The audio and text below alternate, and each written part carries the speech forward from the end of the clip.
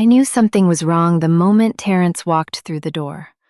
He came home from his shift at Memorial Hermann still in his scrubs, and he didn't smile. Didn't kiss me hello like he always did. He just stood there in the doorway and said those 4 words that change everything. "Baby, we need to talk." My body knew before my brain did. My stomach dropped. My hands went cold. I was sitting on the couch with the wedding binder open on my lap. 187 confirmed guests, 14 days to go. And I felt the walls of our apartment move inward. "What's wrong?" I asked, though some animal part of me already knew. Terrence sat down across from me, not next to me, across. When someone who loves you has bad news, they sit next to you. They touch you. He sat across from me like we were strangers. "Welcome to Queen of Stories. I'm Evelyn, and I share deep stories about strength, heartbreak, boundaries, and rebirth. If this one touches you, like it touched me, leave a comment. I'd love to know where you're watching from. Let's begin." "Jada's back in Houston," Terrence said. The name hit me in the chest. Jada. His high school girlfriend. The one his mother still talked about. The ghost. I'd seen her photos, Facebook, Instagram. Beautiful. Perfect. The kind of woman who made you feel small just by existing. "Okay," I said slowly. "Why are you telling me this?" "We met for coffee. Last week." Last week. I'd been at my final dress fitting. My mother had cried. Shanice had taken photos. I'd sent Terrence a picture, and he'd texted back hearts. While planning to meet his ex. "To catch up," he continued. "As old friends." I felt something cold start in my chest. And? "There are still feelings there." He finally looked at me. His eyes were wet. "On both sides." The apartment got quieter. Everything sounded muffled now. "What are you saying?" I asked. "I need time to figure out what I'm feeling." He couldn't hold my gaze. "I don't want to marry you if I'm not sure." 2 weeks. Our wedding was in 2 weeks. "You're not sure," I repeated. My voice didn't sound like mine. "About me. About us. 2 weeks before our wedding." "I'm trying to be honest." "Honest would have been not meeting her." My voice cracked. "Our wedding is in 14 days, Terrence. Everyone's coming. I spent $30,000. My dress is hanging in my mother's closet, and you're telling me you're not sure?" "I want to postpone. Postpone." The word tasted bitter. "So you can what?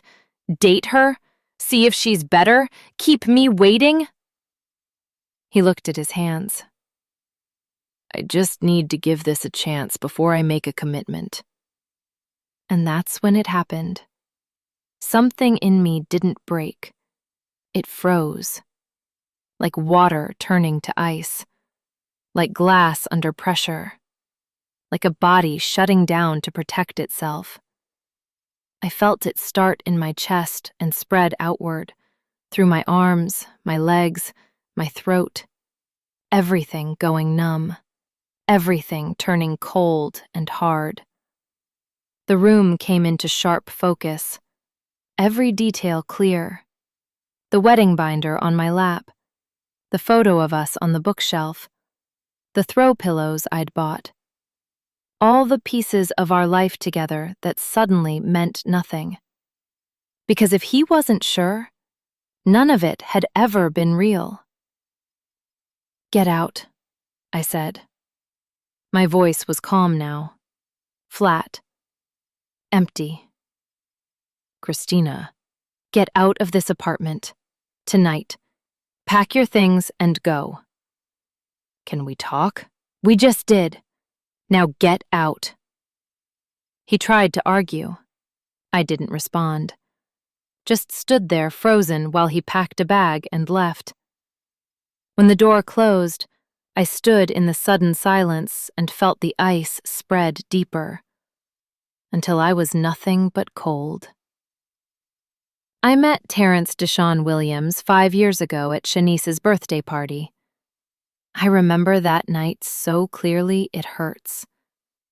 I was 23, fresh from nursing school at Prairie View A&M, working my first ICU rotation at Memorial Hermann. I'd come straight from a 12-hour shift, still in my scrubs, the ones with tiny cartoon bears because pediatric scrubs were the only ones left in the staff locker room. I remember feeling embarrassed about that. 23 years old in bear scrubs at a grown-up party. But Terrence had smiled when he saw them. "I like the bears," he'd said. "Shows you don't take yourself too seriously." That was the first thing he ever said to me. He'd been there with his cousin Marcus, both of them standing by the bar at this place in Midtown. Mongoose versus Cobra. All exposed brick and craft cocktails. Terrence was 25, finishing his physician assistant program at University of Houston. Tall, 6'2", with the kind of smile that made everyone around him smile too. Dark skin that looked almost blue-black under the bar lights. Strong hands. I'd noticed his hands immediately.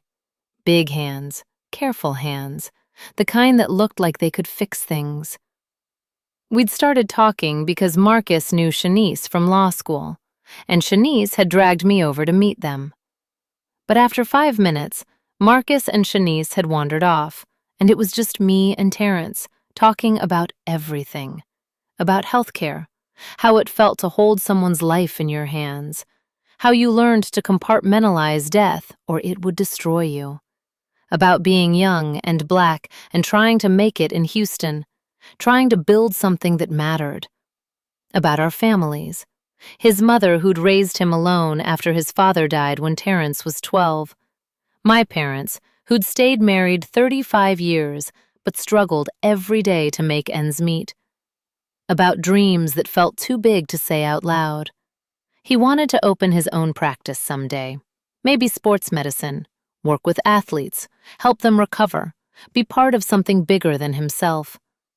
I wanted to become a nurse practitioner, wanted autonomy, wanted to make decisions instead of just following orders. "You're ambitious," he'd said, and it sounded like a compliment, not a criticism. "Is that okay?" I'd asked, because some men got intimidated by ambitious women. "It's perfect," he'd said. 1 drink turned into 3. 3 turned into us leaving together, getting breakfast tacos from a food truck on Richmond Avenue at 2 a.m., sitting on the curb outside because there were no tables, talking until the sky turned from black to purple to pink. He'd walked me to my car when the sun came up, stood there in the parking lot looking at me like he was trying to memorize my face. Then he'd leaned in, slowly, giving me time to pull away, and kissed my cheek. Just my cheek. Respectful. Careful. "Can I see you again?" he'd asked. "Yes," I'd said without hesitation. That was the beginning. The before. When everything felt possible. We dated for 2 years before he proposed, and they were good years. Not perfect. He could be distant sometimes, too focused on school, too willing to cancel plans when work demanded it.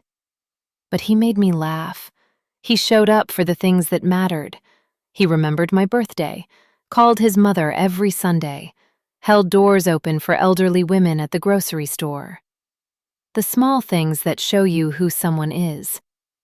He met my family 6 months in, drove up to my parents' house in 3rd Ward on a Sunday afternoon, brought flowers for my mother and a bottle of wine for my father. My mother had cooked pot roast, mac and cheese, collard greens, cornbread, the full treatment. My father had interrogated him over dinner. What are your intentions with my daughter? To love her as long as she'll let me, Terence had said without hesitation. My father had nodded. Good answer. After dinner, my mother had pulled me into the kitchen. I like him, she'd whispered. He's got kind eyes. You can trust a man with kind eyes. I'd met his mother, Miss Diane, a week later. She lived in Third Ward, too, in the house where Terence had grown up. Small brick house with a garden out front, wind chimes on the porch, photos of Terence at every age covering every wall. Miss Diane had hugged me at the door like she'd known me forever. Come in, baby. I made Sunday dinner. Hope you're hungry. She'd called me daughter by the third visit. You taking care of my son? She'd ask, and then, without waiting for an answer, he better be taking care of you. We talked about marriage from early on, not in a pressure way, just planning, imagining, building the future in our conversations before we built it in real life. He'd ask what kind of ring I wanted, princess cut or round, white gold or yellow. I'd show him photos of dresses I liked. What do you think of this one? And he'd study it seriously, like it mattered, like my dreams were important. We'd drive past venues, the Bell Tower, the Astorian, Hotel Zaza, and I'd say, that one's pretty. And he'd say, put it on the list. I'd been building that list for a year when he finally proposed. It was at Pescado's, the restaurant where we'd had our first real date. He'd made a reservation for the outdoor patio overlooking the bayou. Spring evening, perfect weather, the kind of night that feels like possibility. We'd ordered. I got the redfish, he got the shrimp, and we were talking about work, about his upcoming graduation from the PA program, about my plans to go back for my BSN. And then the waiter brought dessert we hadn't ordered, chocolate lava cake with 2 forks, and written on the plate in raspberry sauce, "Will you marry me?" I'd looked up. Terence was standing next to the table. He'd gotten down on one knee right there on the patio, while other diners watched and smiled. He'd pulled out a small velvet box, opened it. Inside, a ring. Simple solitaire diamond, nothing flashy, but beautiful. The kind of ring that meant he'd been saving, planning, preparing. Christina Marie James, he'd said, and his voice was shaking. I want to spend my life with you. I want to build something real, something that lasts. Will you marry me? I'd said yes through tears, through the absolute certainty that this was right, that he was right, that we were meant for this. The restaurant had applauded. The waiter brought champagne. Terence had slipped the ring onto my finger. It fit perfectly, and kissed me like we were the only 2 people in the world. That night, after he drove me home, after he kissed me goodnight at my door, after I went inside my apartment and locked the door behind me, I'd stood in my bathroom looking at the ring on my hand and cried. Happy tears, grateful tears, the tears of someone who'd found what they'd been looking for. I'd texted him, I love you. I can't wait to be your wife. He'd texted back, you're it for me. Always have been. I believed him. We moved in together 6 months later, found a place in Third Ward, 2 bedrooms, close to both our jobs. The rent was reasonable, $1,200 a month, split between us. We'd painted the walls together, argued about whether to get a cat. I wanted one. He claimed allergies, but I suspected he just didn't want the responsibility. Made love on Sunday mornings, cooked dinner together on weeknights. built the small, ordinary life that becomes extraordinary when you're building it with the person you love. Or who you think you love. Who you think loves you back. The wedding planning started a year before the date. I'd asked my mother to help. She'd been married to my father for 35 years, believed in doing things right, had been saving money for my wedding since the day I was born. "My daughter's going to have a beautiful wedding," she'd always said. "Not some courthouse thing, a real wedding." We'd started with the venue, toured 6 different places before we found the bell tower. The moment I walked in, saw the exposed brick, the tall windows, the way light fell through the space, something clicked inside me. This is it. This is where I become a wife. "This is the one," I'd told my mother. "You sure?" she'd asked. "It's expensive." "I'm sure." "Then let's book it." We'd signed the contract that day, both of us, me and Terrence, both our names, both our signatures. Because that's how marriage works. 2 people, equal partners, both committed. Planning the rest took months. We'd spent every Sunday afternoon for a year making decisions. The flowers, white roses and hydrangeas, my grandmother's favorites. She'd died when I was 15, but I remembered her garden, the way she'd talk to her roses like they were children. "You have to tend them," she'd say. "Can't just plant them and walk away." The cake, 3 tiers, buttercream frosting, with fresh flowers cascading down one side. We'd tasted 18 different cakes before we found the right one.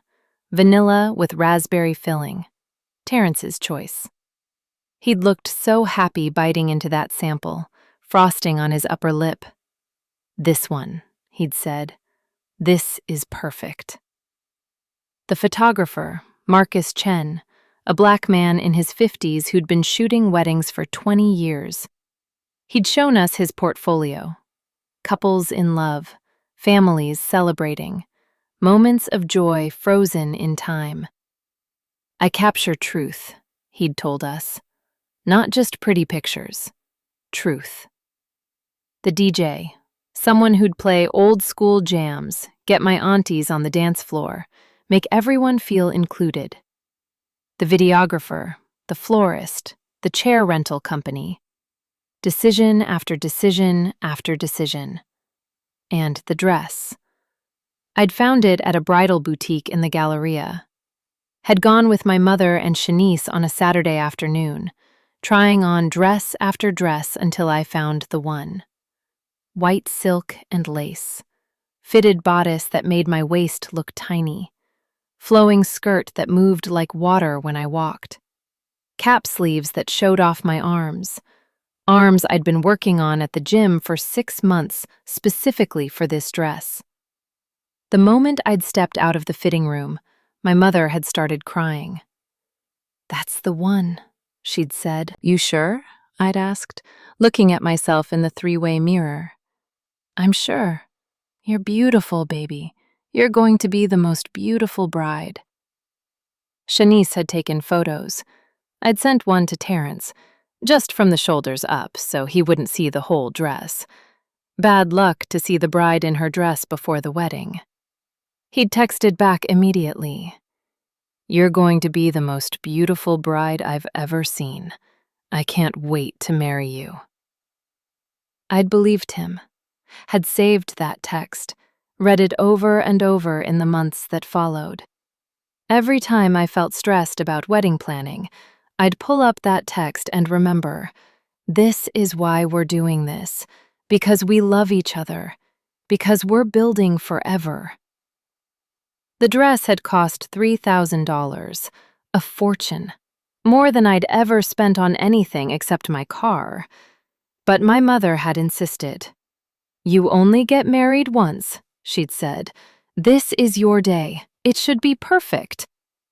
So I'd bought the dress, had it altered to fit perfectly, Had it wrapped in tissue paper and plastic and hung in my mother's closet, where it would stay until the wedding day. 14 days away. 2 weeks until I put on that dress and walked down the aisle and became Mrs. Christina Williams. 2 weeks until forever. Terrence came home and said, "We need to talk," and forever ended before it started. The first night alone, I couldn't sleep. I lay in our bed, my bed now, staring at the ceiling, trying to understand what had happened. The sheets still smelled like him, his cologne, his shampoo, the particular scent of his skin that I'd know anywhere. I should have washed them. Should have stripped the bed and thrown everything in the washing machine and erased every trace of him. But I couldn't move. Couldn't do anything except lie there and replay the conversation over and over. There are still feelings there. I need time. I don't want to marry you if I'm not sure. The words kept looping in my head like a song I couldn't turn off. My phone buzzed around 2 a.m. "Shanice, I'm coming over." "No," I texted back. "I'm okay." "You're not okay. Nobody's okay after what just happened. I'm bringing wine." She arrived 30 minutes later with 2 bottles of Moscato and a fury that filled my apartment like weather. Shanice was a corporate lawyer, boring contract work mostly, but she had the soul of a litigator. Sharp, aggressive, protective of the people she loved. "I'm going to kill him," she announced, setting the wine on my counter. Slowly, painfully. "We'll make it look like an accident." "Don't go to jail for me," I said. "Worth it." She poured wine into 2 mugs. I didn't own wine glasses. Any jury in Houston would let me off. Temporary insanity. Crime of passion, defense of a sister's dignity. I almost smiled. Almost. I don't want him dead. I don't know what I want. "Answers," Shanice said, sitting down next to me on the couch. "You want answers. Like, why did he wait until 2 weeks before your wedding? Why did he meet his ex for coffee without telling you? Why did he think it was acceptable to ask you to put your life on hold while he figured out his feelings?" "Maybe he really is confused." "Or maybe," Shanice interrupted, her voice hard, "he's been thinking about Jada for months and didn't have the balls to break up with you until she came back. Maybe you've been a placeholder. Maybe this whole engagement was him settling while he waited for her." The words hit like a slap. Not because Shanice was being cruel, because she was being honest. Because that's what best friends did. They said the thing you were thinking but didn't want to admit. "I need to cancel the wedding," I said. The words felt heavy, final, like saying them out loud made them true in a way they hadn't been before. "Do you want me to help?" I nodded. Didn't trust my voice. We spent the next day making calls. 8 hours on the phone with vendors. Each conversation a small death. My mother started calling family members, telling them not to come. She spun some vague story about postponement, about needing more time. I let her. Didn't have the energy to care about the lie. That evening, my phone kept buzzing, friends texting. "OMG, just heard. Are you okay?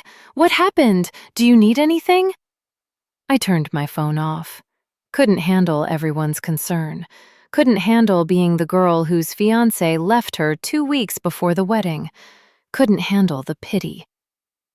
The second night was worse than the first. I lay in bed, still hadn't washed the sheets, and imagined Terrence with Jada. Were they together right now? Had he gone straight to her? Was he touching her the way he used to touch me? I got up around 3 a.m., went to the living room, opened my laptop, pulled up Instagram, even though I knew I shouldn't. looked at Jada's profile, even though it would only hurt. Her most recent post was from 3 days ago. A selfie. Her in a coffee shop, smiling at the camera. Caption, "Good to be home, heart." 3 days ago. The same day Terrence had met her for coffee. I stared at the photo, studied her face, tried to see what Terrence saw. She was beautiful, yes, but was she better than me? Smarter? Funnier? More worthy of being chosen? I closed the laptop, felt sick. The third day, people started asking questions I couldn't answer. My mother called.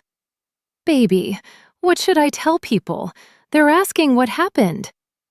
"Tell them the wedding's off." "But why? What do I say?" "Tell them Terrence wasn't sure. Tell them he needed time. Tell them whatever you want, Mama. I don't care." "Christina, I have to go," I said, and hung up before she could respond. Shanice texted around noon. "Still coming to the vendor meetings this afternoon?" What vendor meetings? I'd forgotten.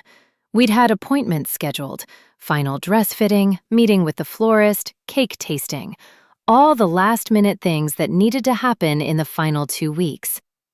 "Cancel them," I texted back. "Cancel everything." "Already did. Just checking on you." "I'm fine." Liar. She was right. I wasn't fine. I was the opposite of fine. I was a woman whose wedding was in 11 days, except there was no wedding anymore. No groom, no future. Just me and an apartment that smelled like him, and a wedding dress hanging in my mother's closet, and $30,000 spent on dreams that had evaporated. 3 days after Terrence left, I saw the Instagram post. Him and Jada at a restaurant, holding hands, smiling. Caption, "Sometimes the universe gives you a second chance. #blessed, #right on time." I stared at my phone, read it 3 times. He was already with her. Less than a week after canceling our wedding. He hadn't needed time. He'd already decided. I called Shanice, showed her. "I'm going to kill him," she said, but her voice was different now. Sad. "He lied," I said. "He made it seem like he was confused, but he'd already chosen her." "Yeah." I canceled everything, looked like a fool, and he was already with her. I hung up, sat alone, let myself feel it, the humiliation, the betrayal, the particular cruelty of being replaced, not just left, replaced. 1 month later, another post. Jada's Instagram. Her left hand, diamond ring, bigger than mine. Caption, "He asked, I said yes. Forever starts now. 1 month. He'd been engaged to me for 3 years. 1 month with Jada and he proposed." I stared until my eyes burned, until my hands shook. What did that mean? That she was worth a fast proposal and I wasn't? That he needed 3 years to be sure about me but knew immediately with her? That I'd been the placeholder? I didn't call anyone, didn't tell anyone, just sat in my apartment with his coffee mug still in the cabinet, his toothbrush in the drawer, and tried to breathe. The ice wasn't melting, it was spreading. Maybe I needed to be frozen for a while. 2 months later, I saw the post that shattered me. I was at work. ICU break room during my lunch hour. I'd brought a sandwich from home, turkey and cheese, the same sandwich I'd been eating for 2 months because I couldn't summon the energy to think about food. I was scrolling through Instagram mindlessly, using other people's lives as white noise, as distraction from my own. The post appeared on my feed because someone I barely knew had been tagged, a mutual acquaintance from college, Keisha something. I clicked without thinking. The photo loaded slowly, Hospital Wi-Fi was always terrible. First, just a blur of white and pink, then details emerging. A bride and groom kissing under a floral arch. Professional photography, beautiful lighting, golden hour glow. And then I saw their faces, Terrence and Jada. My sandwich fell from my hands, hit the table, turkey and cheese sliding onto my scrubs. I didn't notice, couldn't notice, couldn't process anything except the image on my screen. They'd gotten married. I stared, blinked, stared again. Maybe I was seeing it wrong. Maybe my eyes were playing tricks. Maybe... No, it was them. Terrence in a black tuxedo, Jada in a white dress, her arms around his neck, both of them smiling like they'd won something. Caption: Mr. and Mrs. Williams, #married, #happily ever after. I checked the date. Uploaded 2 hours ago. The wedding must have been yesterday, Saturday, June 15th. My hands started shaking, not just trembling, shaking, like my body was trying to reject what my eyes were seeing. I scrolled through more photos, dozens of them. The ceremony, the reception, the first dance, Jada's dress, different from mine but the same style, romantic, flowing, white lace and silk. The cake cutting, Terrence feeding Jada a bite of cake, both of them laughing.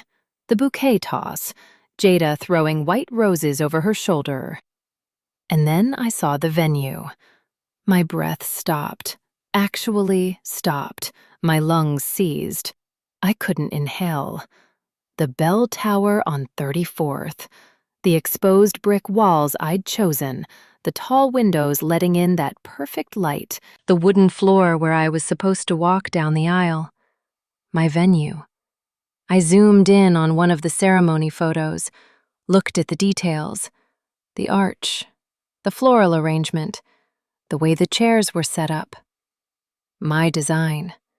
The layout I'd created with Sarah, the event coordinator, the spacing I'd specified, the aisle placement I'd chosen after measuring the room 3 different times to make sure it was perfect. They'd used my wedding. My vision blurred. The room tilted. Or maybe I tilted. I couldn't tell anymore. Couldn't tell which way was up. My chest got tight, like someone was squeezing it, like a hand wrapped around my rib cage, pressing inward. I tried to breathe. Couldn't. Tried again. Nothing. Just this terrible pressure, this inability to get air. The phone slipped from my hands, clattered onto the table.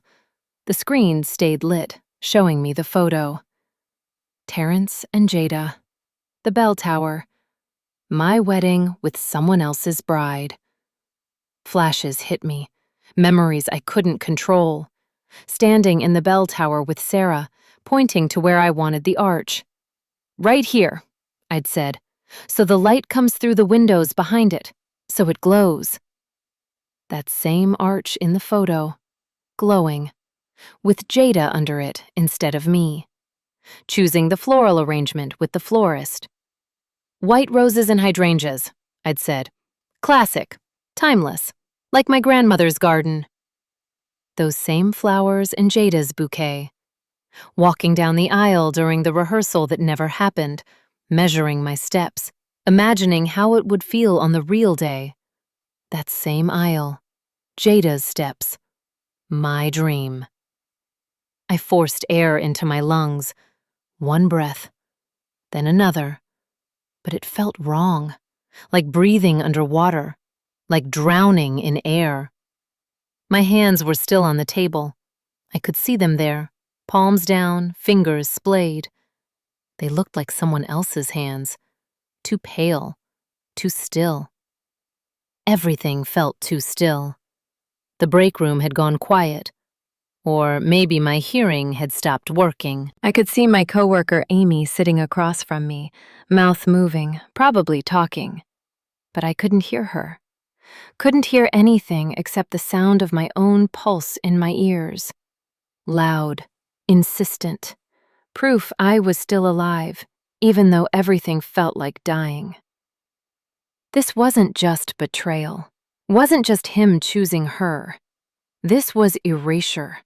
He'd taken my year of planning, every detail I'd agonized over, every choice I'd made, every dream I'd built, and he'd given it to her like I'd never existed, like I was nothing, like my vision was just a template he could photocopy with a different bride. A placeholder. That's what I'd been. A placeholder who did all the work, who planned the perfect wedding, who chose the venue and the flowers and the layout, and then got replaced 2 weeks before the event by the woman he'd been waiting for all along. I picked up my phone with shaking hands, looked at the photos again, forced myself to see it. The cake. 3 tiers, buttercream, fresh flowers cascading down. Not my exact cake, but the same style, the same design aesthetic. The reception space, the tables arranged the way I'd specified. Round tables, not rectangular. 10 people per table, white tablecloths, gold accents. Even the little details, the way the napkins were folded, the centerpieces, not identical to mine, but the same concept, flowers and candles, simple, elegant. Every piece of it, every single piece. My wedding, given to someone else. I felt something crack inside me. Not break, crack. Like ice under pressure, like glass right before it shatters. Amy was standing now, coming toward me, her mouth still moving, probably asking if I was okay. I wasn't okay. I would never be okay again. I stood up. My legs didn't want to hold me. I held onto the table for balance. I have to go, I said. My voice sounded far away, not mine. Amy said something. I didn't hear it, didn't care. Just grabbed my phone, my bag, my keys, walked out of the break room, down the hall, past the nurse's station, into the parking lot, got in my car, sat in the driver's seat, stared at the steering wheel. And that's when something in me didn't break. It froze, like water in winter, like glass under impossible pressure, like a body shutting down completely to protect itself from pain it couldn't survive. The heat of Houston beat down on my car. Summer sun, 95 degrees. But I felt cold, ice cold, frozen solid. He'd stolen my wedding. Not just the venue, not just the date, the entire thing. My vision, my year of work, my dreams. And I couldn't undo it, couldn't take it back, couldn't stop it. It had already happened. The photos were already posted. The wedding was already done. All I could do was sit in my car in the parking lot of Memorial Hermann Hospital and feel myself turn completely, utterly, irreversibly to ice. I went home that night and found the filing cabinet where I kept important documents. The folder labeled Wedding was thick. A year of planning condensed into paper. Contracts, receipts, emails. Every detail documented because I'd wanted everything perfect. I pulled out the venue contract. 6 pages. Fine print I'd skimmed when I signed because I'd been too happy to care about clauses and contingencies. But I cared now. I sat at the kitchen table, the table Terrence and I had bought at IKEA, had assembled together on a Sunday afternoon, laughing when we put the legs on backward the first time. And I read every word. Page 1, pricing, deposit schedule, payment terms. Page 2, cancellation policy, force majeure clauses, liability. Page 3, restrictions and requirements. And there, buried in Section 8C, I found it. In the event of cancellation, the contracted date cannot be reassigned to either party or their immediate family members for a period of 1 year without written consent from both original parties. Both original parties. The contract had 2 signature lines, one for Christina James, one for Terrence Williams. Both signed, both dated, both legally binding. I read it 3 times, made sure I understood correctly. If Terrence wanted to use the bell tower again, he needed my permission. My phone was in my hand before I'd consciously decided to make the call. It was 9 p.m. Late, but this couldn't wait. The bell tower, this is the answering service. I need to speak to Sarah Martinez, the event coordinator. It's urgent. She's not in the office right now. Can you give me her cell number, please? I had a wedding booked there. Christina James. It's important. A pause. Then, I can take a message and have her call you first thing tomorrow. Tell her Christina James called. Tell her my ex-fiancé got married at her venue using my wedding plans. Tell her I need to talk to her about the contract. I gave my number and hung up. Then I opened my laptop, pulled up every vendor contract, read each one carefully. Photographer, Marcus Chen. Contract signed by both me and Terrence. Deposit, $2,500. Paid by me. Florist, Bella's Blooms. Contract signed by me only. Deposit, $1,800. Paid by me. DJ, Elite Entertainment. Contract signed by both. Deposit, $1,000. Split between us. Cake, Sweet Surrender Bakery. Contract signed by me only. Deposit, $800. Paid by me. Every contract, every vendor, every piece of my wedding laid out in front of me. Evidence, documentation, proof. My mother called while I was still at the table, surrounded by papers. "Baby, why are you still up? It's almost midnight." I'd lost track of time. I'm looking at contracts. What contracts? Wedding contracts. Mama, he used my wedding. Terrence got married at the bell tower, using my plans. Silence. Then, what? I told her. All of it. The Instagram photos, the venue, the flowers, the layout, everything. "That son of a bitch," my mother said.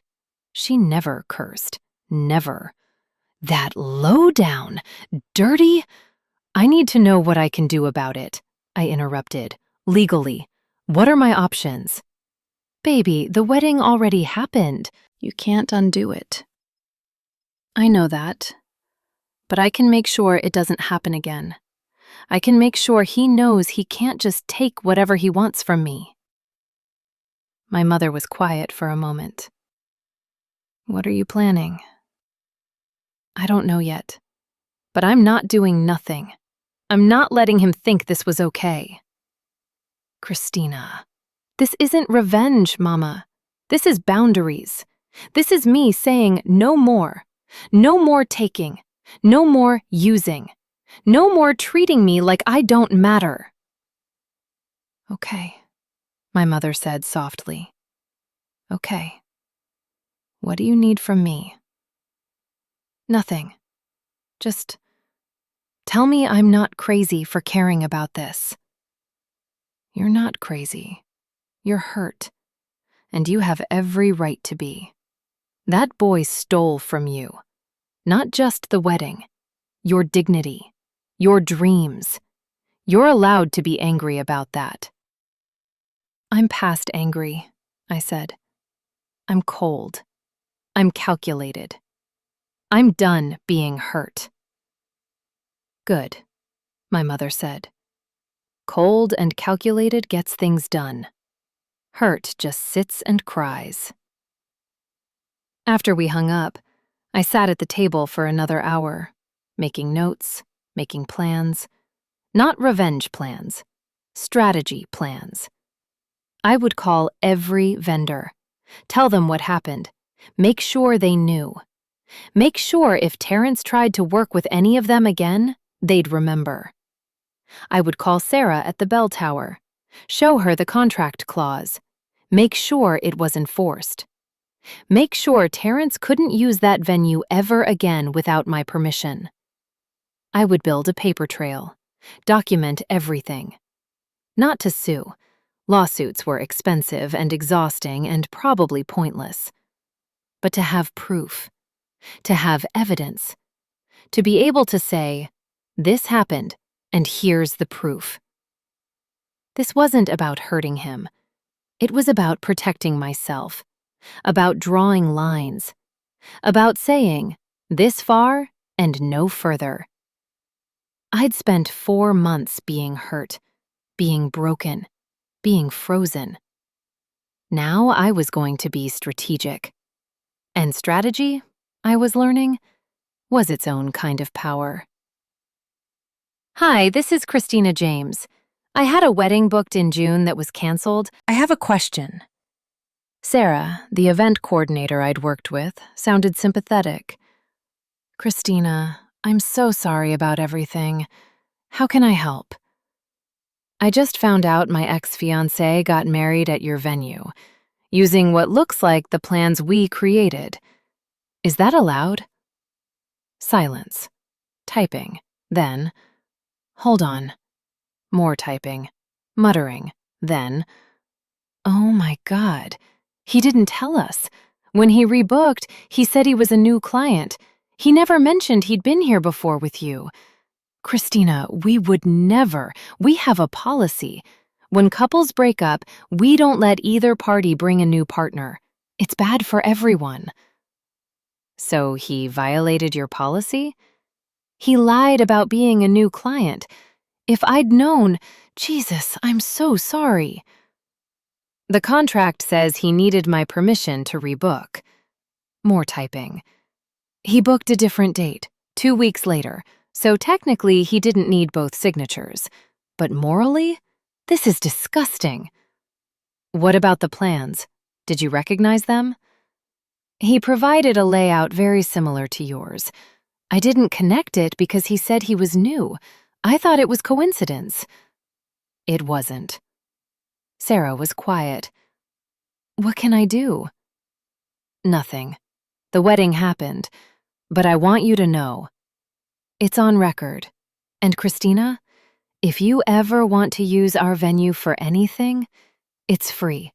That's the least I can do. I thanked her and hung up. Then I called every vendor. The photographer first, Marcus Chen. I had his personal cell because we'd texted back and forth during planning. Hi, Marcus. This is Christina James. You shot my wedding. Well, you were supposed to. I need to tell you something. I explained.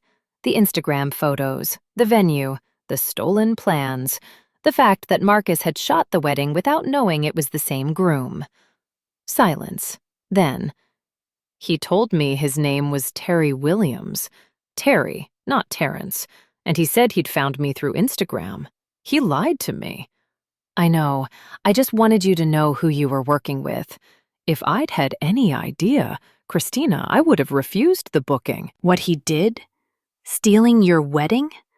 That's the most disgusting thing I've heard in 20 years of photography. Thank you for saying that. I'm putting him on my blocked list right now.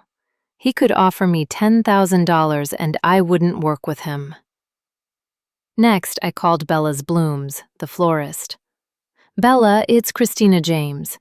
I need to tell you something about my canceled wedding. I told her. She gasped. He used your designs? The ones we created together? Christina, that's theft. Creative theft. I'm adding a clause to all my contracts because of this. The DJ, the cake baker, the chair rental company. One by one, I called them all. Each conversation followed the same pattern: shock, disgust, promises they would never work with Terrence again. "Every vendor I know is going to hear about this," the DJ told me. "He won't be able to book anyone in Houston." I didn't ask them to blacklist him, but they offered, because what Terrence had done violated the trust between vendors and clients. By 1 a.m., I'd called everyone. I was exhausted, but I also felt something I hadn't felt in months: power. Small power. Limited, but mine. I couldn't undo the wedding, but I could make sure everyone knew, could draw boundaries. The next morning, Sarah from the bell tower called me back. "Christina, I got your message last night. I am so sorry. I went through our files. He booked under Terry Williams, paid cash, said he found us online. We had no idea." "I know. He lied to everyone. I am implementing new policies because of this. ID verification, checking against canceled weddings. This won't happen again." "Sarah, I need you to look at my contract. Section 8C. Paper is rustling. Then, "Oh my God, you're right. He would have needed your permission to rebook. And he didn't get it. Christina, the wedding already happened, but if he ever tries to book any future event here, he'll need my permission," I finished, "and I won't give it." "Good," Sarah said firmly. "He doesn't deserve it." That night, my mother called. "Shanice told me about the wedding, about him using your plans." I closed my eyes. "I didn't want you to know." "Why not?" "Because it's humiliating." "You're not replaceable," she said firmly. "You're irreplaceable. That's why he had to steal your plans. He couldn't imagine anything better. Even with Jada, he couldn't let go of you." I hadn't thought of it that way. It still hurts. "I know, baby. But what he did, that wasn't about you not being enough. That was about him being broken." "I just want it to stop hurting." "It will. One day you'll wake up and realize you haven't thought about him in hours, then days, then weeks. And one day, he'll be nothing but a story about the time you dodged a bullet." "How long?" "I don't know. But you'll get there. Because you're my daughter. And my daughters don't stay down." After we hung up, I sat in the dark thinking about what she'd said, about being irreplaceable, about him stealing my plans because he couldn't imagine anything better. Maybe that was true. Maybe even with Jada, his great high school love, the one he'd left me for, he couldn't let go of what I'd created. Maybe that said more about him than it did about me. Maybe his theft wasn't proof that I was forgettable. Maybe it was proof that I was unforgettable.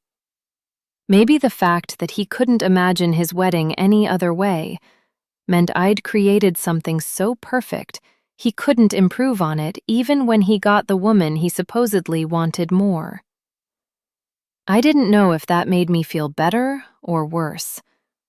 Both, maybe. Better because it meant what I'd created mattered, had value, was worth stealing. Worse because it meant he'd taken the best of me and given it to someone else without even acknowledging the theft. I sat with both feelings, let them exist simultaneously. Didn't try to resolve them into one clean emotion. Life, I was learning, wasn't clean. Wasn't simple, was full of contradictions and complications and feelings that didn't make sense together but were all true anyway. I could be irreplaceable and replaced. Unforgettable and forgotten. Worth stealing from and worth leaving. All of it was true, all at once. And I had to learn to live with all of it. 4 months later, Terrence called at 10 p.m. on a Tuesday. I almost didn't answer. Should have blocked him. But something made me pick up. "What do you want?" "Christina." Stressed, desperate. "I need to talk about the bell tower. I'm trying to book an event, and they're saying I need your permission. Something about the contract.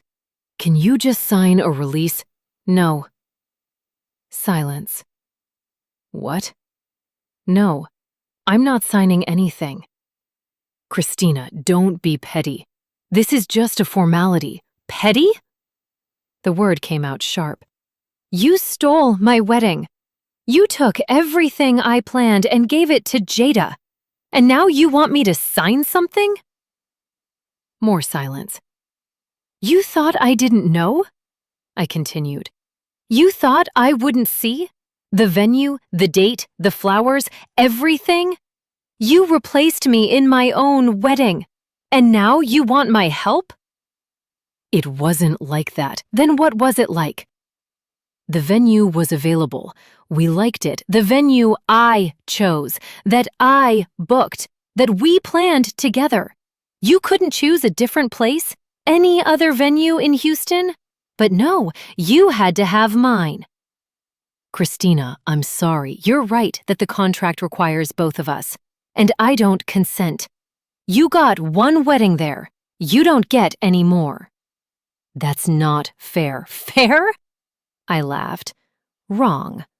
Bitter. "I paid $30,000 for a wedding that didn't happen. I canceled my honeymoon, told 200 people not to come, dealt with the humiliation, then watched you marry someone else using my wedding. But sure, let's talk about fair. I paid too. You paid $5,000. I paid $25,000. You don't get equal ownership. The contract has both names. Exactly. Both names. Which means both consents. And you don't have mine. Find another venue." I hung up. My hands were shaking. My whole body was shaking. But underneath everything, there was something else. Power. For the first time since this started, I had power. Just this one small thing, and I wasn't giving it up. Terrence tried calling back. I blocked him. He texted from Jada's phone. "Please be reasonable." I replied, "You already hurt me. Now I'm just not helping you." "I can get a lawyer." "Get one. The contract is clear. Both parties consent. I don't." He stopped. Shanice called. "Tell me you didn't." I did. "You refused to sign?" "He took my wedding. Why would I help him?" "Because you're the bigger person?" "Maybe I don't want to be bigger. Maybe I just want boundaries." "I'm so proud of you." I didn't feel proud. I felt tired. But also, for the first time in months, like maybe I'd survive. 6 months later, I went on a date. His name was David, doctor, orthopedic surgery, at Memorial Hermann. We'd known each other for years through work, but had never really talked until we ended up in the wedding party together for our mutual friend Keisha. At the reception, he'd sat next to me during dinner. "I heard about your wedding," he'd said quietly. "I'm sorry. That's rough." "It was," I'd said, "but I'm okay now." "You sure? Because you're eating cake like someone working through some things." I'd looked at my third slice of wedding cake, laughed despite myself. "Okay, maybe working on okay." "Fair enough." A week later, he texted, "Want to grab coffee? As friends, or more than friends, whatever you're comfortable with." I'd stared at that text for 20 minutes before responding. Did I want to date? Was I ready? Could I trust anyone after Terrence? But something about David felt safe. Maybe because I'd known him for years. Maybe because he'd given me an out, as friends. Maybe because I was tired of being frozen and wanted to feel something again. Coffee sounds good, I texted back. We'd met at a place in Midtown. Not the place where I'd met Terrence. I couldn't go back there. Somewhere new. Somewhere with no memories. David had shown up in jeans and a t-shirt, looking nothing like the surgeon I saw at work in scrubs and a white coat. Just a guy. Normal. Easy. "I'm glad you said yes," he'd said, sliding into the booth across from me. "I'm glad you asked." We'd talked for 2 hours, about work, about families, about Houston, about everything except Terrence. David didn't ask, and I didn't offer. It was nice, being seen as just Christina, not Christina who got left, just me. At the end, walking to our cars, David had said, "Can I see you again?" "Yes." "Same parameters? Friends or more, whatever you're comfortable with?" "Same parameters," I'd agreed. The second date had been dinner, Italian place on Westheimer. We'd shared a bottle of wine. I'd actually bought wine glasses after the first date, just in case, and talked about books we'd read, places we'd traveled, dreams we'd had as kids that hadn't come true. "I wanted to be a professional basketball player," David had said, laughing. 6'4" seemed tall enough. Turns out talent matters more than height. "I wanted to be a veterinarian," I'd admitted. "But I fainted the first time I had to watch a surgery. Turns out human medicine was better." "You still faint at surgeries?" "Nope. Got over that real quick in nursing school. Turns out you can get used to anything if you have to." The third date had been the zoo. Herman Park, walking through exhibits, eating overpriced ice cream, laughing at the monkeys. "This feels like high school," I'd said. "Is that bad?" "No. It's nice. Simple. No pressure." "Good. Because I like simple. I like this. I like you." The words had hung in the air between us. I like you. 3 words. Simple words. But they felt huge. "I like you too," I'd said quietly. "But, David, I need to tell you something. I'm not over what happened. Not completely.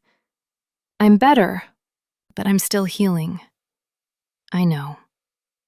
And I don't know if I'm ready for serious, for commitment, for promises.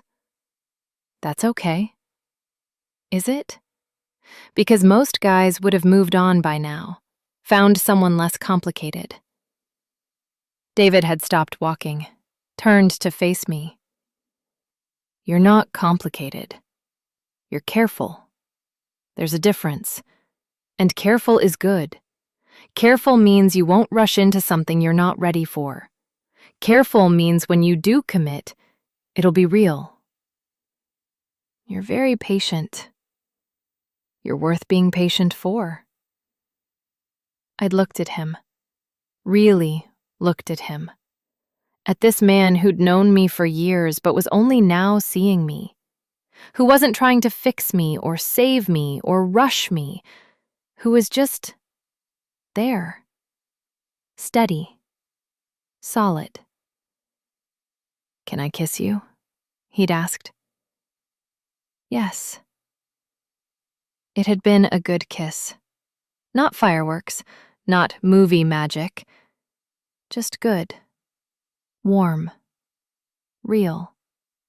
The kind of kiss that didn't promise forever, but promised right now. And right now was enough. 7 months after our first date, David told me he loved me. We were at his apartment. He'd cooked dinner, something complicated with chicken and wine sauce that he'd stressed over for an hour. We were on his couch, watching some action movie neither of us cared about. And he'd just said it. I love you. My heart had stopped. Actually stopped. Then started again. Faster. You don't have to say it back, he'd added quickly. I just wanted you to know. I've been feeling it for a while, and it seemed dishonest not to tell you. I'd sat with it. The words, the feeling. The weight of someone else's love after I'd thought I'd never want to carry that weight again. I'm scared, I'd said finally. I know. Not of you. Of this. Of caring this much again. Of giving someone the power to hurt me. I'm not going to hurt you, David had said. Parents said that too. I'm not Terrence. I know you're not. But my brain knows that, and my heart is still scared. David had pulled me closer. Then be scared. But be scared with me. Not alone. I'd cried then. Not sad crying, relief crying. The crying that comes when someone sees you completely, all your fears and scars and broken pieces, and doesn't run. I think I love you too, I'd whispered into his chest. I'm not sure yet, but I think I do. That's good enough for now, David had said. 10 months after our first date, David had asked me to move in with him. We'd been at dinner, Thai food, our favorite place, and he'd just asked, casual, easy. Move in with me. I'd frozen, literally frozen, fork halfway to my mouth. You don't have to, he'd said quickly. It's just, you're at my place most nights anyway, and I like having you there. I like waking up next to you. I like coming home to you. I like us. I like us too. But I moved in with Terrence after 6 months of being engaged, and look how that turned out. I'm not asking you to marry me, David had said. Not yet, anyway. I'm just asking you to move in, to see if we work in the same space, to build something together. That's what he said. And he was wrong. He didn't mean it. But I do. I'd looked at him across the table, at this man who'd been patient for almost a year, who'd let me set the pace, who'd never pushed, who'd just loved me. Steadily, certainly. Yes, I'd said. Yes? Yes, I'll move in with you. David had smiled, really smiled, the kind that reached his eyes. Yeah? Yeah. But I'm keeping my apartment for 3 more months, just in case. Just in case what? Just in case you turn out to be secretly terrible. David had laughed. Fair enough. But he wasn't secretly terrible. He was exactly what he appeared to be. Kind, steady, present, real. And 3 months later, when my lease was up, I'd let the apartment go, had moved my stuff into our apartment, not his, not mine, ours, and started building something new, something that felt different from what I'd had with Terrence. Not more exciting, not more passionate, just realer, more solid, built on trust instead of hope, on knowledge instead of dreams. With Terrence, I'd been building a fantasy, the perfect wedding, the perfect marriage, the perfect life. With David, I was building reality, imperfect, messy, but true. 1 year later, I got a text from Marcus, the photographer. Hey, thought you should know. Terrence came by asking about anniversary photos. I told him I don't work with people who steal weddings. Thought you'd want to know. I stared at it, waited for hurt to come, anger, bitterness. Nothing came. Just empty. Not bad empty, clean empty, like a glass rinsed of poison. I texted, "Thank you, and thank you for having integrity." Marcus replied, "Always. And hey, saw on Instagram you're with someone new. He looks good for you. Happy. That's what you deserve." I looked at my Instagram. I'd posted David and me last week at a Rockets game, just two people smiling. I hadn't thought about Terrence seeing it, hadn't cared. That's when I knew. I was over it. Not over Terrence. I'd been over him for months.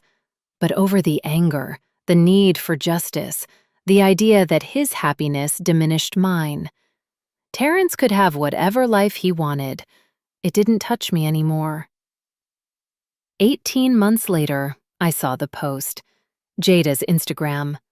Bio changed. No longer Mrs. Williams, just Jada. New post. Sometimes love isn't enough. Sometimes you have to love yourself more. New chapter. They'd split. Terrence and Jada, the great romance, worth destroying my life for. Lasted less than 2 years. I showed David that night. How do you feel? Honestly, a little sad. Not that it ended, just that it happened, that people got hurt for something that didn't last. That's mature. Or I'm too tired to be angry. David kissed my forehead. I love you. First time he'd said it. I'd known it was coming, but hearing it still shifted something in my chest. I love you too. Not desperate love, not anxious love. Steady love, certain love, built on trust and time. 2 years later, I was at Shanice's wedding when my phone buzzed. Unknown number. Hey, I know I have no right, but I wanted to say I'm sorry. For everything. You deserved better. I hope you're happy now. Terrence. I stared, read 3 times. An apology. Finally, 2 years late, after his marriage ended. I showed Shanice. What are you going to say? Nothing. Nothing? What is there to say? He wants forgiveness, or closure, or to feel better. But I don't owe him that. I deleted it, blocked the number, went back to the reception, found David, danced while Shanice and her husband cut cake. You're quiet, David said. What are you thinking? That 2 years ago, I was supposed to be at my own wedding. And instead, I'm here, with you. And this feels right.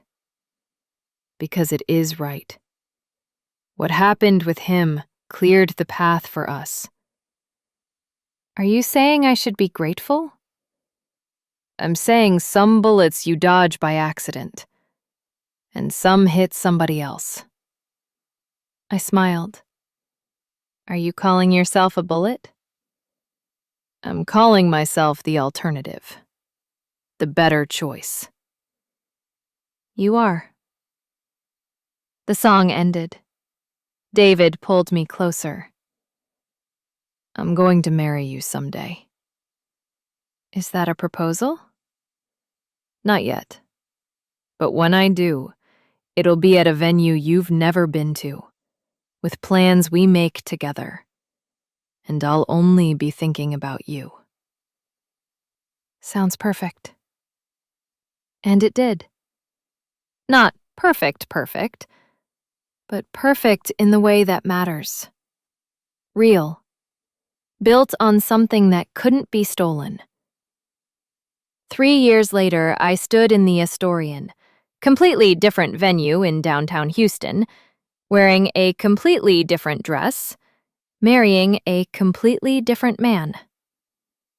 Simple dress, elegant, chosen by me alone.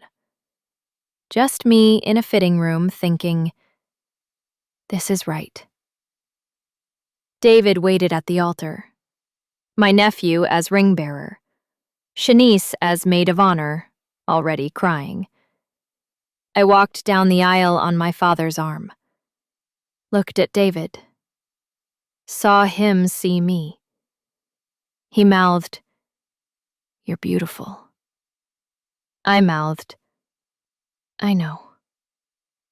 Short ceremony, traditional vows, the kiss, applause. At the reception during our first dance, David said, "Are you happy?" Yes.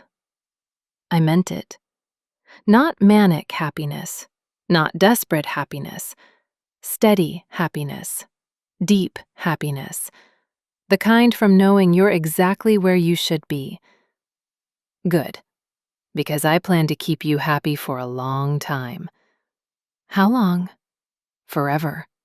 Or until you get sick of me. Forever it is, and I meant it. Later, alone in our hotel room, I thought about the wedding that never happened, the one at the bell tower, 200 guests, $30,000, every detail perfect, the one Terrence stole and gave to someone else. For a long time, I'd been angry, hurt, devastated. But now, standing here with my husband, my actual husband, I realized something. Terrence hadn't stolen my wedding. He'd stolen his own future. Because that wedding wasn't about the venue or flowers. It was about the marriage after. And that marriage would have been built on lies, on settling, on him wishing I was someone else. This marriage, with David, built on trust and respect and real love, was worth infinitely more. Some bullets you dodge, some hit somebody else, and sometimes the best revenge is living well.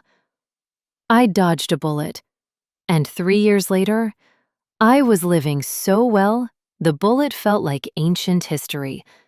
Not forgotten, but released.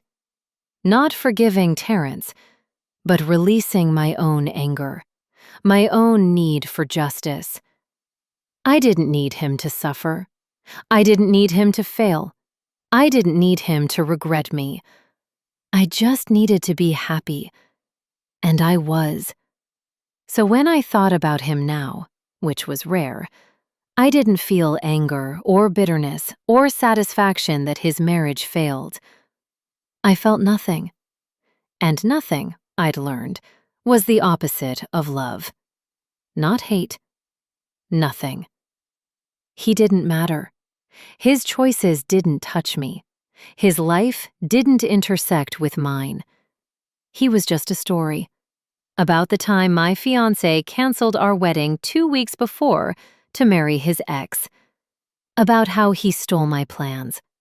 About how I thought I was losing everything and was actually being saved. Some bullets you dodge by accident. And I'd dodged one hell of a bullet. 4 years later, I was at Target buying groceries when I saw him. Terrence, in the cereal aisle, looking at Frosted Flakes, looking older, tired, like life had worn him down. We made eye contact. He froze. I waited for something, anger, pain, satisfaction. Nothing came. "Christina," he said. "Hey. Hey." Silence. Awkward.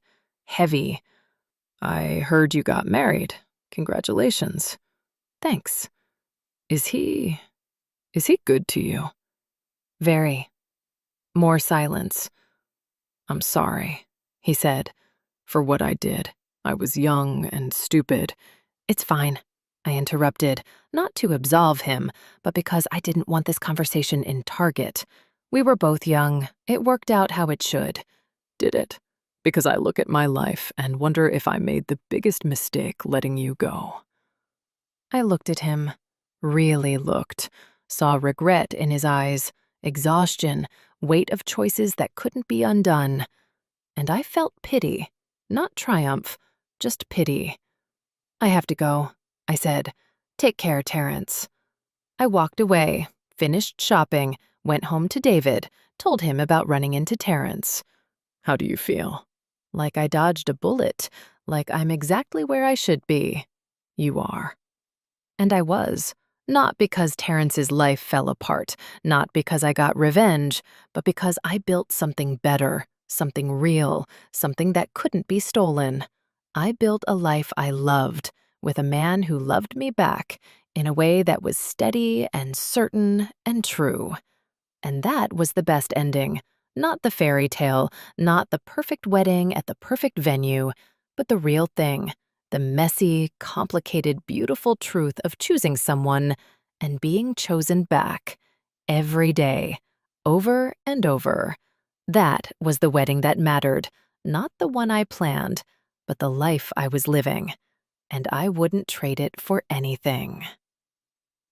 3 years after the canceled wedding, I stood in the Astorian wearing a simple, elegant dress, about to marry David.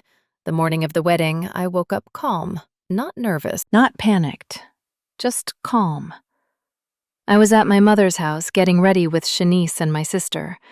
My dress hung on the door. How do you feel? Shanice asked. Good, I said, and meant it. Not scared?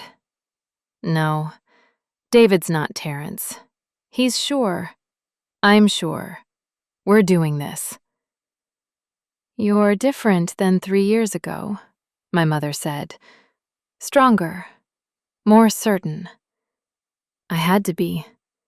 What happened with Terrence broke me, but it also showed me what I wouldn't accept anymore, what I deserved. I walked down the aisle on my father's arm. The Astorian was beautiful. Different beautiful. Its own thing. David stood at the altar. I looked at him. Saw him see me. Saw tears in his eyes. We'd written our own vows. David. Christina. I promised to choose you. Every day. Even on hard days. I promised to show up. To never make you doubt you're exactly where you're supposed to be. I love you because you're real. And real is better than perfect. Me. David, 3 years ago, I thought my life was over. But really, I'd just lost the wrong thing. And that made space for the right thing. For you. I promised to trust this. To trust you. To build something real. Not a fantasy, just reality. Beautiful, messy reality. I love you. We exchanged rings. Said I do. Kissed. I was married.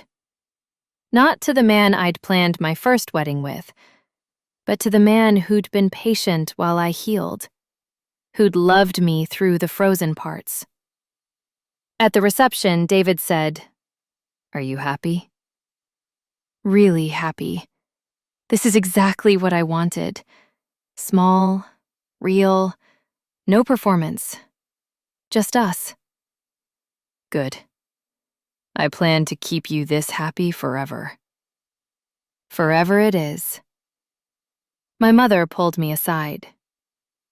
I'm so proud of you. For surviving. For not letting Terrence break you permanently. For being brave enough to try again. I don't feel courageous. Courageous people never do. 4 years after the canceled wedding, I was at Target when I saw him. Terrence, in the cereal aisle, looking older, tired. We made eye contact. He froze. I waited for something. Anger, pain, satisfaction. Nothing came. "Christina," he said. "Hey. Hey." Silence. "I heard you got married. Congratulations." "Thanks." "Is he good to you?" "Very." "I'm sorry," he said, "for what I did. I was young and stupid, and I wonder if I made the biggest mistake letting you go." I looked at him, saw regret, exhaustion, weight of choices he couldn't undo.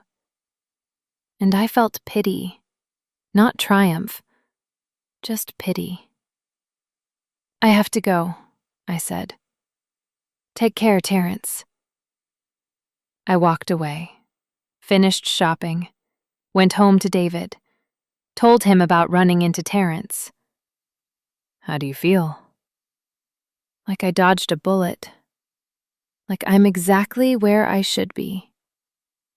"You are." And I was. Not because Terrence's life fell apart, but because I built something better, something real, something that couldn't be stolen. Later that night, lying in bed, I thought about the past 4 years, about the woman I'd been, 26, heartbroken, frozen with rage and hurt, about the wedding I'd planned and lost, about Terrence taking it and giving it to someone else. For so long, that felt like the defining moment of my life, the thing that broke me. But now I realized something. Terrence hadn't broken me. He'd shown me who he was, and who I was. I was someone who could plan a perfect wedding and have it stolen, and survive it. Someone who could freeze solid and still thaw. Someone who could be replaced, and realize replacement meant I'd been with the wrong person all along. Some people love you as a placeholder, a temporary thing while they wait for what they really want. Some people love you as the destination, the choice they make over and over because there's nowhere else they'd rather be. Terrence loved me as a placeholder. David loved me as the destination. That was the difference. That was everything. 5 years after the canceled wedding, David and I were planning a trip to Italy. We were at the kitchen table with brochures and maps when I said, "You know what's weird? I barely think about Terrence anymore." "Is that weird?" David asked. "It is. For 2 years, he was all I could think about.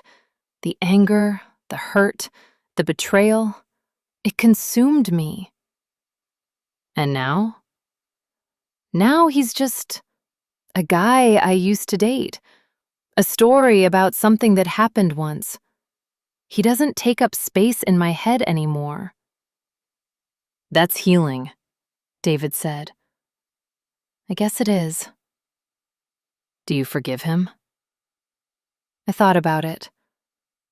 I don't know. Forgiveness feels like I'd be saying what he did was okay, and it wasn't okay. But I'm not angry anymore. I'm just indifferent. Indifference is better than anger. It really is. I learned something in those 5 years. I learned that canceled weddings aren't always tragedies. Sometimes they're escapes. I learned that being replaced doesn't mean you weren't enough. It means the other person didn't know what they had. I learned that some bullets you dodge by accident, and when you do, you build better armor. I learned that the wedding doesn't matter as much as the marriage, that the ceremony is just one day, but the commitment is every day after.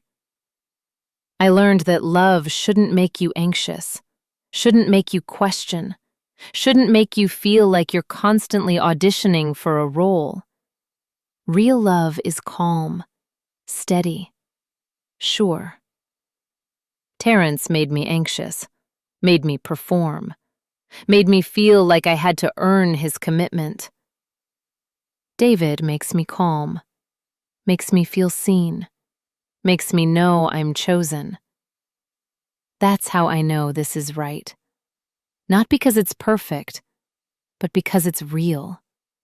And real, I've learned, is so much better than perfect. 6 years after the canceled wedding, David and I bought a house, small house in the Heights, 2 bedrooms, backyard for the dog we'd adopted, kitchen with enough space to cook together. We spent weekends painting walls, planting flowers, making it ours. One Saturday, while we were painting the bedroom, David said, "Do you ever wonder what would have happened if Terrence hadn't left?" I set down my paintbrush. Sometimes. Usually, I'm glad he did. Usually? Sometimes I wonder who I would have been if I'd married him, if I'd spent my life with someone who wasn't sure about me. And I think I would have been smaller, quieter, always trying to be enough, always worried he'd change his mind. You're not that person now. No, I'm not. Losing him taught me I don't have to shrink to fit someone else's life. I can build a life that fits me. David smiled. I like your life. Our life, I corrected. This is our life. 7 years after the canceled wedding, Shanice told me she'd run into Jada. She asked about you, Shanice said over coffee. What did you tell her? That you're married, happy, living your best life. How did she react? She said good. Said she was glad you were okay. Then she said, Shanice paused. Said what? She said Terrence talks about you sometimes, about how he messed up, about how you were the one that got away. I stirred my coffee. I wasn't the one that got away. I was the one he let go. There's a difference. I know that. You know that. I don't think he knows that. Doesn't matter. He's not my problem anymore. No, Shanice agreed. He's really not. And he wasn't. Hadn't been for years. Was just a name, a memory, a story I told sometimes about the worst thing that happened to me that turned out to be the best thing. 8 years after the canceled wedding, David and I were lying in bed talking about having kids. Are you scared? He asked. Of having kids? A little. They seem like a lot of work. Not of having kids, of making a commitment that big, of building a family with me. I thought about it. Really thought about it. Was I scared of commitment? Of building something permanent? Of making choices I couldn't undo? No, I said finally. I'm not scared. Not with you. Because? Because I know you won't change your mind. I know 8 years from now, 18 years from now, 80 years from now, you'll still be sure about me, about us. I will be, David confirmed. That's why I'm not scared. Not because nothing bad will happen. Bad things always happen. But because I know you'll be there through them. You won't leave because things get hard. Never, David said. And I believed him. That's what Terrence had never given me. Not certainty, not security, not the bone-deep knowledge that I was chosen and would stay chosen.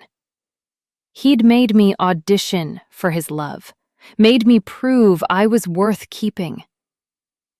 David just loved me. No audition required, no proof needed. Just love. Simple, steady, sure. That's what I'd been missing, what I'd needed all along. 10 years after the canceled wedding, I went to the bell tower for the first time since. A coworker was getting married there. I was invited. I almost declined. Too many memories, too much history. But David had encouraged me to go. "Face it," he'd said. "Prove to yourself it doesn't have power over you anymore." So I went. And when I walked into the bell tower, saw the exposed brick, the tall windows, the space where I was supposed to get married, I felt nothing. No pain, no anger, no sadness. Just indifference. It was a beautiful venue, a building, 4 walls and a ceiling, and pretty light coming through windows.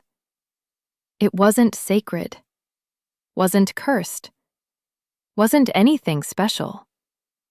It was just the place where a wedding I didn't have was supposed to happen. And the wedding that did happen there, Terrence and Jada's, was just another wedding, another couple, another story that had nothing to do with me. I'd given that place so much power, had let it define me, had thought of it as the site of my greatest humiliation.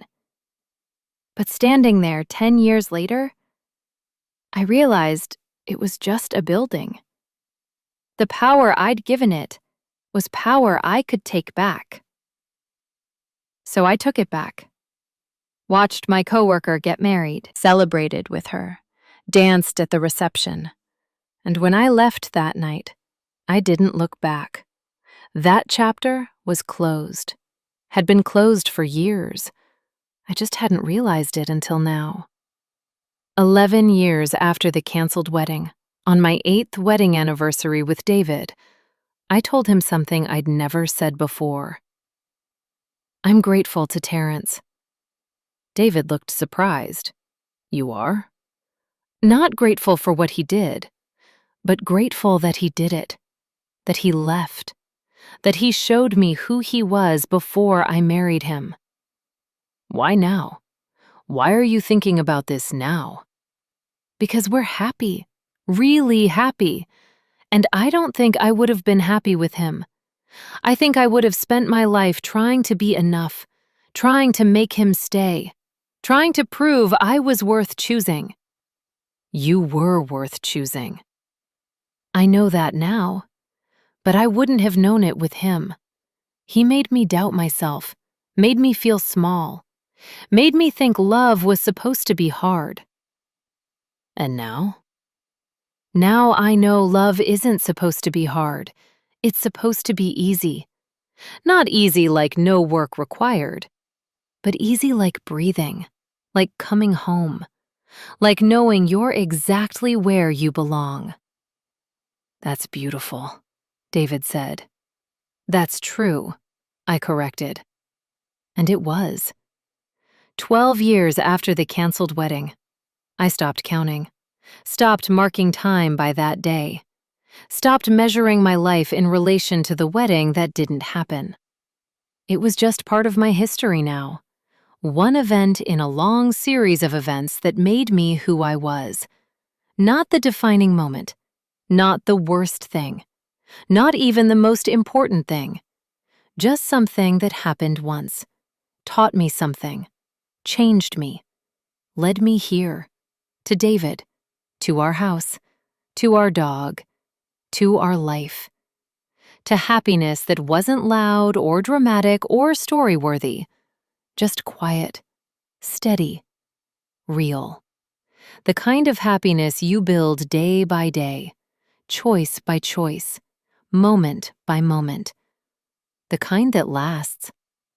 That's what I learned from having my wedding stolen, from being left 2 weeks before the ceremony, from being replaced. I learned that some endings are actually beginnings. Some losses are actually gains. Some bullets you dodge change your life more than the ones that hit you. I learned that being chosen once isn't enough. You need to be chosen again and again and again, every day, for the rest of your life. I learned that real love isn't the fairy tale, isn't the perfect wedding, isn't the dramatic proposal. Real love is the person who stays, who shows up, who chooses you when it's hard and when it's easy, and every day in between. I learned that I deserve that kind of love, not because I'm perfect, but because I'm me, and being me is enough. Terrence couldn't see that, couldn't value that, couldn't be that for me. But David could. David can. David does. And that makes all the difference. Thank you for watching. If this story resonated with you, subscribe and leave a comment. Tell me where you're watching from. I share new stories every week about truth, healing, and growth. You're not alone here.